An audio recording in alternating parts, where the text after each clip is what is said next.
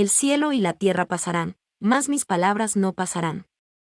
Secase la hierba, marchitase la flor, mas la palabra del Dios nuestro permanece para siempre. Mateo 24:35, Isaías 40:8. El doctor Passen, refiriéndose a la Biblia, ha dicho lo siguiente: destruye este volumen, tal como han tratado de hacerlo en vano los enemigos de la felicidad del hombre, y nos dejará sumido en profunda ignorancia con respecto a nuestro Creador, a la formación del mundo en que habitamos, al origen de nuestra raza y sus progenitores, a nuestro destino futuro, relegándonos al plano de la fantasía, de la duda y conjetura.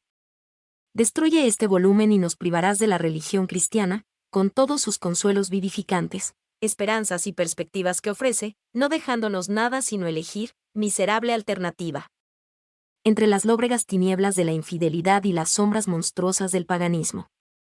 Destruye este volumen y despoblarás el cielo, cerrarás para siempre sus puertas a la desdichada posteridad de Adán, restituirás al rey de los terrores su fatal aguijón, sepultarás la esperanza en la misma tumba que recibe nuestros cuerpos.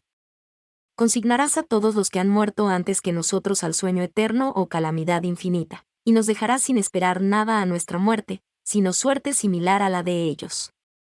En una palabra, destruye este volumen, y nos despojarás al instante de todo lo que impide que la existencia se convierta en el peor de todos los azotes. Apagarás el sol, secarás el océano y harás desaparecer la atmósfera del mundo moral, y degradarás al hombre a un nivel desde el cual quizá mire con envidia a los brutos que perecen. Bosquejo y hay necesidad de las escrituras, tal revelación debe desearse. Tal revelación debe esperarse. Tal revelación sería expresada en forma escrita. 2. La inspiración de las escrituras divina y no meramente humana. Única y no común. Viva y no mecánica.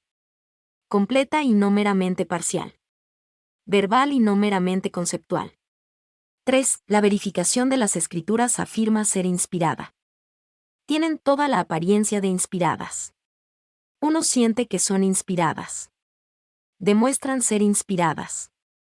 ¿Y hay necesidad de las escrituras? ¿Qué cosa es la verdad?, preguntó Pilato, y por su tono sugirió que la búsqueda de la verdad era vana, sin esperanza. Si no existiera una guía autorizada para llegar al conocimiento de Dios, preguntó Pilato, y por su tono sugirió que la búsqueda de la verdad era vana, sin esperanza. Si no existiera una guía autorizada para llegar al conocimiento de Dios, el hombre y el mundo, luego Pilato tenía razón. Pero no se necesita caminar a tientas sumido en la duda y el escepticismo, puesto que hay un libro, las Sagradas Escrituras, las cuales te pueden dar la sabiduría que lleva a la salvación mediante la fe en Cristo Jesús. 2 Timoteo 3:15. 1. Tal revelación debe ser deseada. El Dios que creó el universo debe ser un Dios sabio, y un Dios sabio ciertamente tendrá un propósito determinado para sus criaturas. El descuidar este propósito sería necedad, y el desafiarlo pecado. Mas, ¿cómo se puede conocer a ciencia cierta el propósito divino? La historia nos demuestra que el mundo arriba a diferentes conclusiones, y hay muchas personas que jamás arriban a ninguna. La experiencia nos demuestra que el problema no se puede solucionar solamente por el estudio.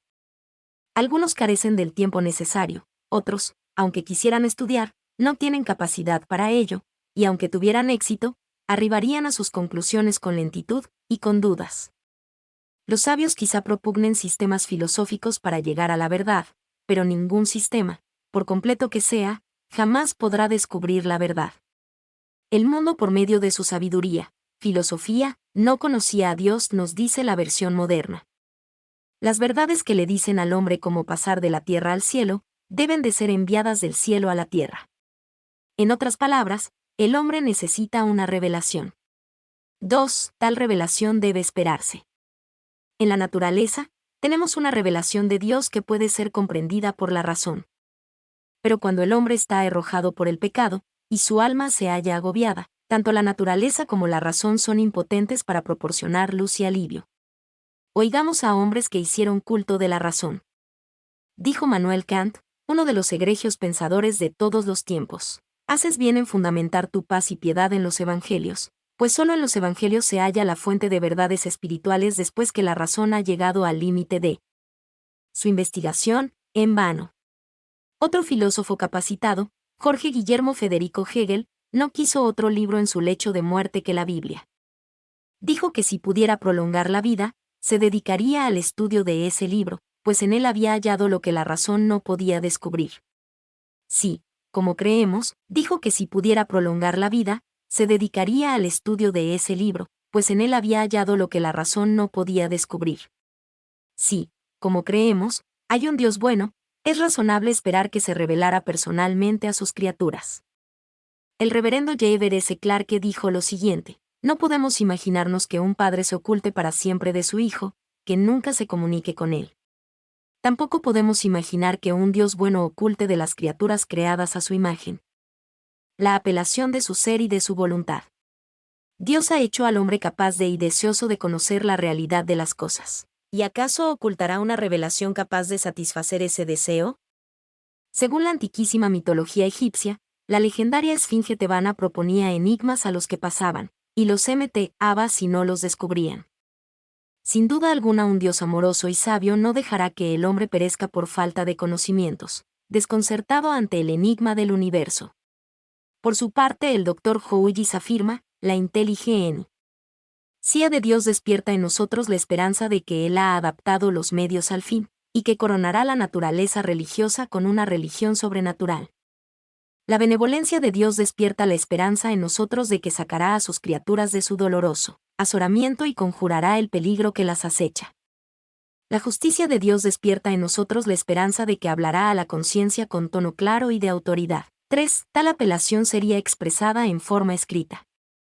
Es razonable pensar que Dios expresara en un libro su mensaje al hombre. El Dr. Kaiser dice lo siguiente: los libros constituyen el mejor método de preservar la verdad íntegra, y transmitirla de generación en generación. Ni la memoria ni la tradición son dignas de confianza. Por lo tanto, Dios procedió con la mayor sabiduría y también en forma normal al proporcionar al hombre la apelación divina en forma de libro. De ninguna otra manera, hasta donde nos es posible ver, podría él haber impartido a la humanidad un nivel infalible que hubiera estado disponible para toda la humanidad, y que continuaría a través de las edades, y del cual el hombre podía obtener el mismo nivel o patrón de fe y conducta. Es razonable esperar asimismo que Dios inspiraría a sus siervos para registrar las verdades que no podrían haber sido descubiertas por la razón del hombre. Y finalmente, es razonable creer que Dios ha preservado en forma providencial los manuscritos de las Sagradas Escrituras, y ha inspirado a la Iglesia para incluir en el canon solo aquellos libros que Y finalmente, es razonable creer que Dios ha preservado en forma providencial los manuscritos de las Sagradas Escrituras, y ha inspirado a la Iglesia para incluir en el canon solo aquellos libros que tuvieron su origen en la inspiración divina.